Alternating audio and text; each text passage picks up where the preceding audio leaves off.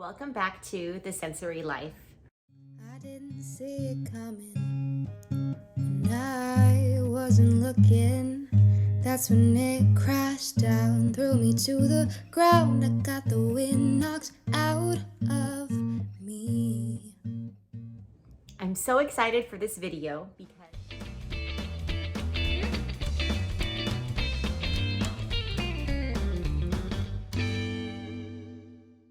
Cece can do very well in any environment, but it takes a lot of prep for her. So if we're going somewhere new, depending on where it is, we will either take an advanced trip there to show her what it looks like, what it smells like, what it sounds like in that new environment. If we don't have the option to do that, then we do a lot of talking. And we talk about, okay, we're gonna go here, this is what's gonna happen. We just baby step her through the whole process. An example of prepping Cece for a new environment is we recently got back from visiting Costa Rica for the first time. We traveled with all of our kids. So our 2 adult kids, our oldest son's wife, and then our 2 youngest. So we have Cece, who's 3.5, and then our baby, who is about 20 months. You know how when you get on a roller coaster, I don't know if this happens to you, but it happens to me. I'm terrified of roller coasters. I'm afraid of heights. I'm afraid of falling. It's all bad news for me. So when I get talked into getting onto a roller coaster and that click happens when they buckle you in, right before the ride starts to take off, I have a panic moment. And all of a sudden, all I can think is, I have to get off this ride. And I know at that point, there's no getting off. You're locked in, and now we're starting to creep forward. I had that moment on this family trip. We were leaving our hometown in our airplane. We had spent months prepping for this trip, making sure we had everything we needed. It was a week-long trip in Costa Rica.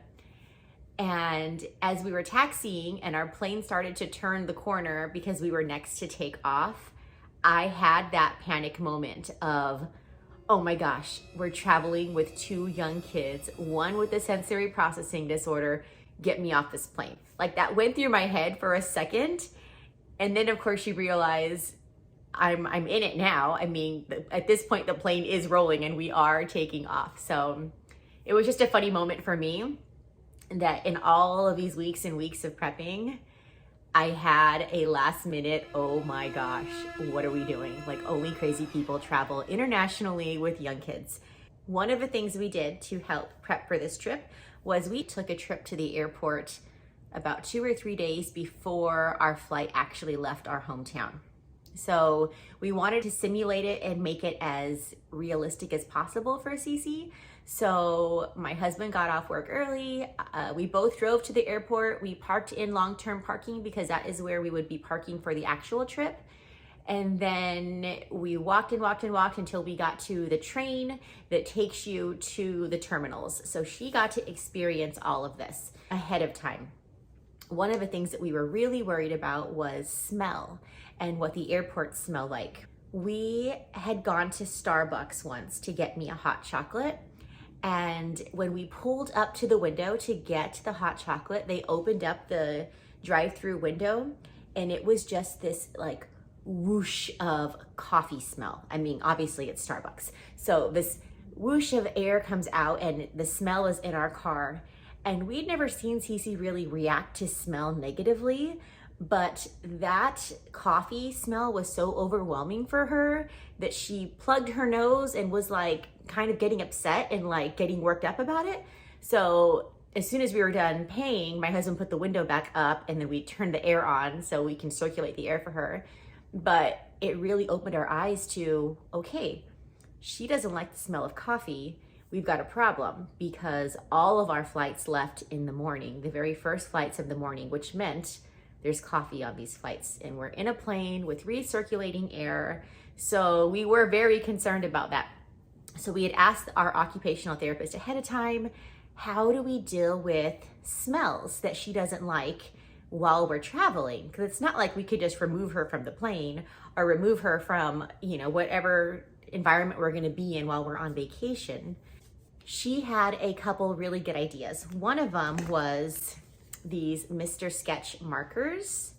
So we already have these in our house, and they're the ones that when you smell them, they all have a different flavor and they smell really good, and Cece really likes these. So her idea was pack a few of these in your carry-on bag so that if there's the smell of coffee or another smell like the jet fuel smell that you smell in the airport, if you have any of that, then you can pull these out and then she can just kind of smell her marker.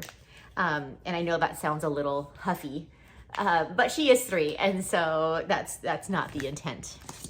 The other idea she had was to take a little small bottle of essential oils, or maybe just ahead of time, put this on whatever she's bringing, whether it's her doll or her special blanket that she had with her on the plane. We could either put some of this on ahead of time, or if she started to show like she was getting upset about smells, then we can either just put this under her nose and have her smell it, or again, just put it right directly onto her special item. So those were 2 ways we were going to combat this smell situation on the airplane and in the airport. So while we took this prep trip to the airport, we were really looking for what does it smell like for her? Because for us, it's not a huge deal, but for her, all of the different senses can freak out and be very escalated for her. We're at the airport, we take the train that gets us to the terminal that we're going to be departing from, to show her that when we get off this train and we're inside the terminal, you have to wear the mask. It's important, you can't take it off. So that ended up being, it's a burden to have to wear the mask for sure, but it ended up being really good because it really did take down the smell factor for her. You have a mask on, you can't smell all the regular things that you would normally smell. So even though we walked around the airport and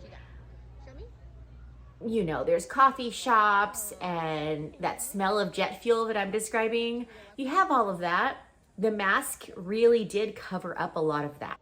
So that was a blessing in disguise. We walked her around to the ticketing floor. We went up and down elevators. We took her up and down the escalators in the airport. We showed her the security section. Now we couldn't get past, obviously if you don't have tickets, you can't get into security, but there was kind of a gate that we can point and say, you see this doorway, we're gonna walk through the doorway. It might be just trying to give her anything we could to help her to not be scared for our first traveling experience as a family. I think that was it. The whole pre-trip to the airport was maybe 40, 45 minutes. Wasn't a long time. It was necessary though. If your child has a sensory processing disorder, as a parent, you have to put in that little extra effort. Who wants to go to the airport when they're not actually going somewhere? Who wants to pay for long-term parking when you're not actually parking your car there for the day? These are just the things that we do to help make her more comfortable. It ended up working out very well. We took the train back to the long-term parking lot. We got back to the car, and it wasn't until we had her buckled into the van that she kind of had a meltdown. There was a couple things happening. It was nap time. It was maybe 110 degrees outside. We live in a very hot state. So, you know, we have the air going, we have ice water for her, but still that heat can really get to you. So she cried for about 15 minutes after we got into the car. And who's to say whether it was just nap time, or whether it was the heat, or whether it was that now she's feeling the overwhelm and that kind of fight or flight feeling going on inside her. It was a lot for her senses to take in, to see. I mean, our airport here is beautiful. There's sparkly things on the floors and the ceilings and lights and escalators and the floors that move and just so much hustle and bustle that all of that could have been very overwhelming for her senses. So that's probably what it was. All in all, it was a great first visit to the airport, and I think it really helped her because when it came down to the day of travel, this girl knew exactly. She was telling her older siblings, now we're gonna go to the train. She's showing us the way of how to get there. When we get on the train, she's got her mask on. She really knew. That is probably our #1 tip on how to help your child with SPD. It's prep them. And that may mean a whole lot more work for you, but it pays off that much more in the end. Another one of our big tips is this chart on calming choices. So this came from the National Autism Resources website. I just happened to stumble upon this. I was just looking up autism. When you're, looking at sensory processing disorder, traits and how to help, automatically you're kind of thrown into the autism spectrum world. So even though our daughter has not been diagnosed with autism, all of those tips for autistic kids help our daughter as well. You don't have to be autistic for things to help calm you. So this is something we did get from the National Autism Resources website.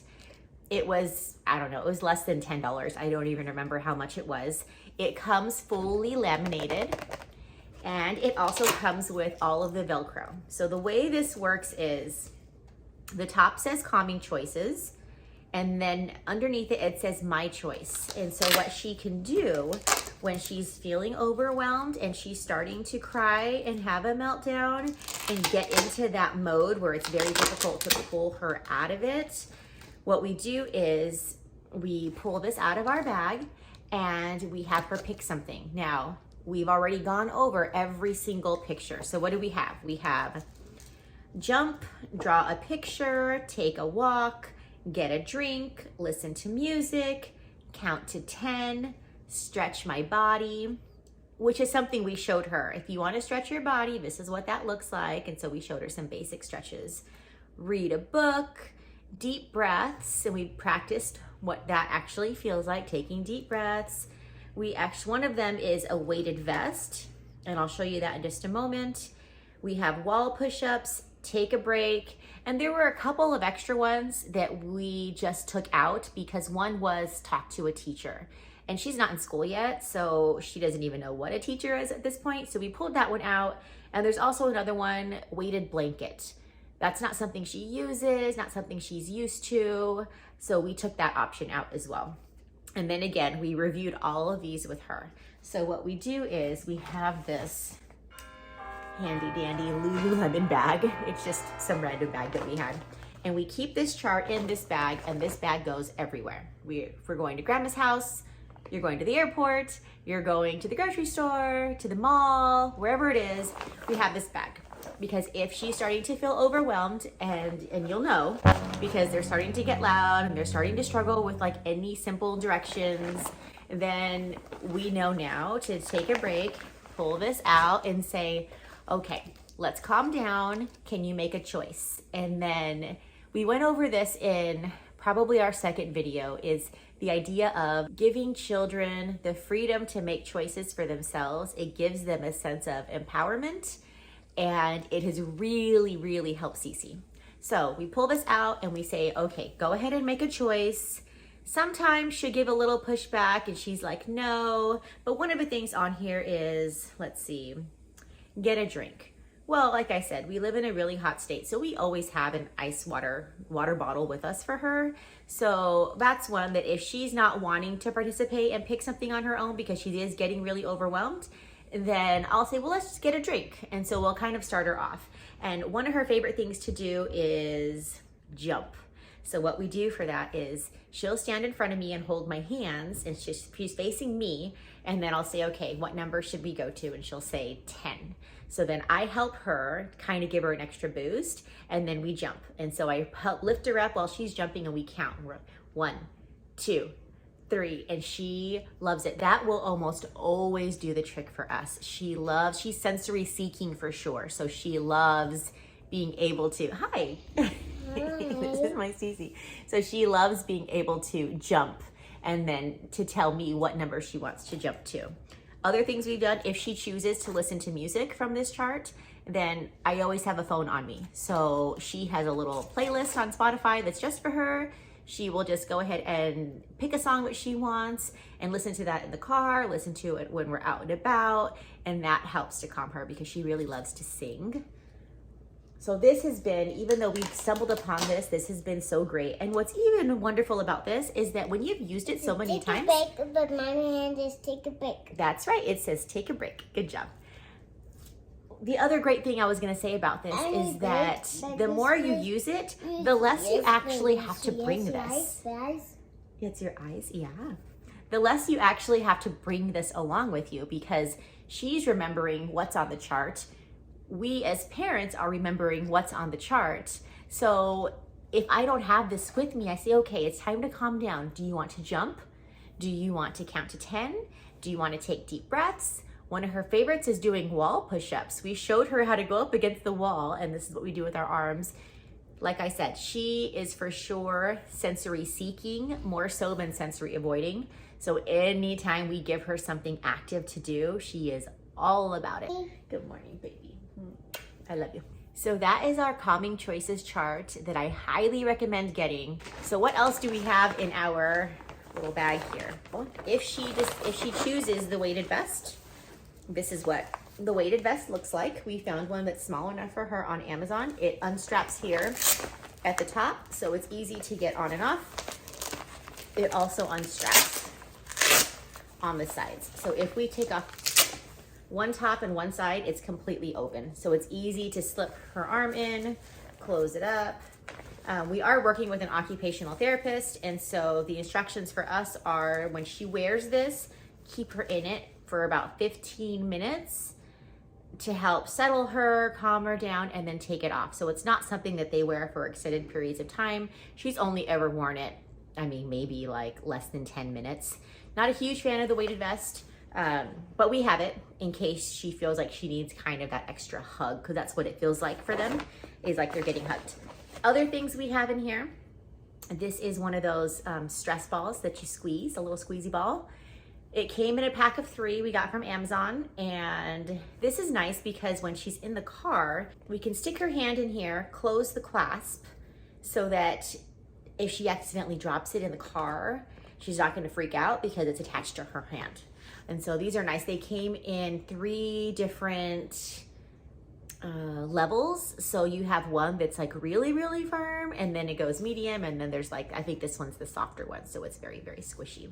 We have a couple of these in the car already, and then this one comes in the bag to help her to calm down.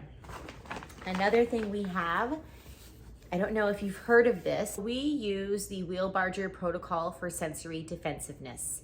This is only something you want to use if you are working under the direction of an occupational therapist, because there is a correct way in how to do this. It's called brushing. And so we have this little brush that we got on Amazon, and let's see if you can see it, but they're firm, but they're also very soft.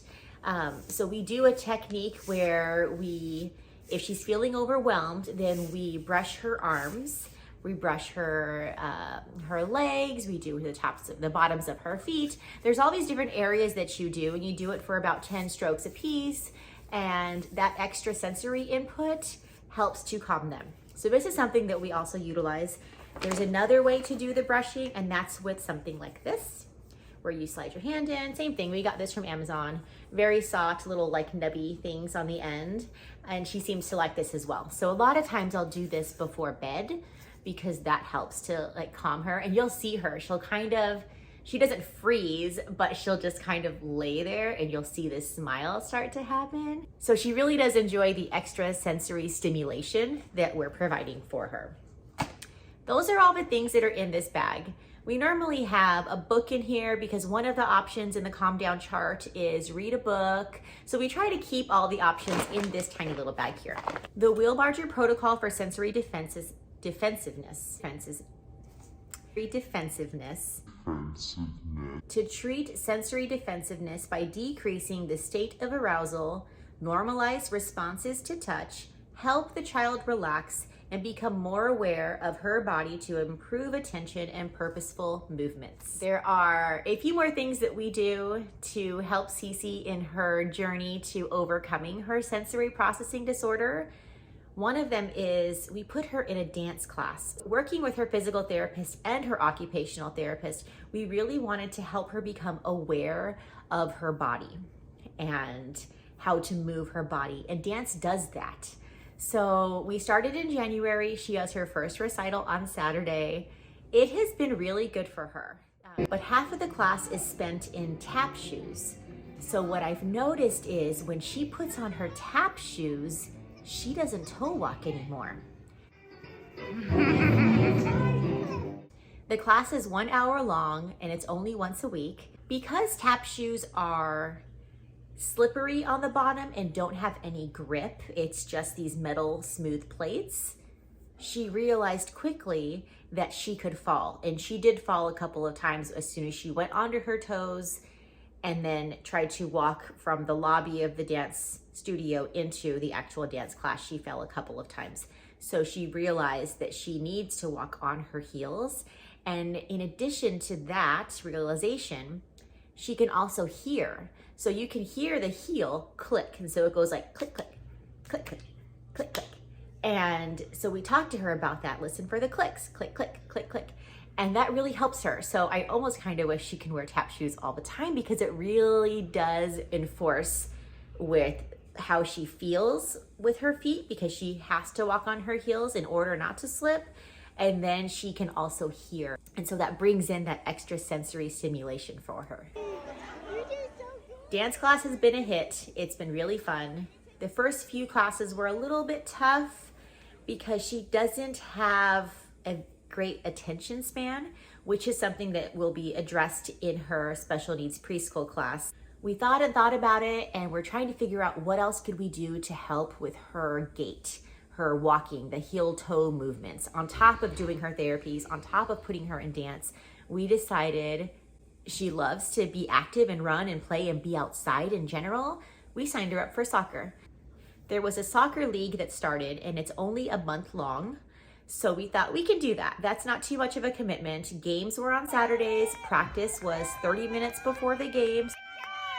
As part of her uniform, they required cleats, and we thought, oh, that's wonderful. Another opportunity to show her something different on her feet, a different way, a different texture of how to walk. So she really did like those, her cleats, and walking around in those. Soccer was very difficult in that she always started off strong. Her first 5 minutes into this 45-minute game, she was great and running around and attentive, but then all of the extra stimuli that was happening, parents are yelling, the coach is yelling kids' names, the kids are running around, the kids are very close together when they're trying to get the ball and they're bumping into each other. Every game, she seemed to hit a limit where she was done. And sometimes that was 5 minutes into the game. As the season went on, that was more about 30 minutes into the game. So it really did help her stamina with her attention, her stamina physically with being able to run around. We do have video of her just standing in the middle of the field and just looking sad because she gets very overwhelmed. So one of the things we did at the soccer games was I have a portable swing camping chair that we invested in a couple years ago. And I say invested in because it was a little bit pricey. It was $300, but it has been worth it. We have had babies. I'm pregnant now. We continue to have babies. And no matter where we go, if we're staying in a hotel room, on vacation for the summer or whatever it is, I have a rocking chair that I can swing my babies in. So we brought this portable swing to the game and we would set her in it. We would play her special music, her playlist that she really likes. We would give her a drink of cold water, give her maybe some fruit, either oranges, strawberries, and in between when she was playing in the game and when she was sitting on the side, she would come and sit there and she was able to regroup and just have that downtime moment. And we noticed that it really did help. Another idea is we put her in swim lessons. There were many reasons for signing her up for swim lessons. Number one, it's a life-saving activity. Obviously, it's a given. As a parent, you want to keep them as safe as you can. Teaching her to swim early was obviously going to help all of us in the end. The other reason for putting her in swim lessons was she really struggles with getting wet. So let's just say she's having a bowl of cereal and a little bit of milk comes off of her spoon and falls into her lap. She will lose her stuff. Those pants will immediately have to come off. She cannot have it on her if there's even a speck of wetness on any of her clothes. So there, a lot of the time, like when she just came down, you'll see her in just, you know, her underwear because like what happened earlier, her outfit got wet. She was playing with water at the table and she got too excited about it. It got on her. All the clothes had to come off immediately. It doesn't matter how many times we explain to her, oh, it's gonna dry. It'll dry. Just give it a minute. It's gonna dry. It'll dry. Like, no. She is peeling off and stretching off and getting out of all of her clothes. We figured to help combat that water anxiety or whatever that is, we put her in swim lessons. And it was very difficult. And it took, I wanna say, a solid 3 months. Swim lessons were 30 minutes once a week.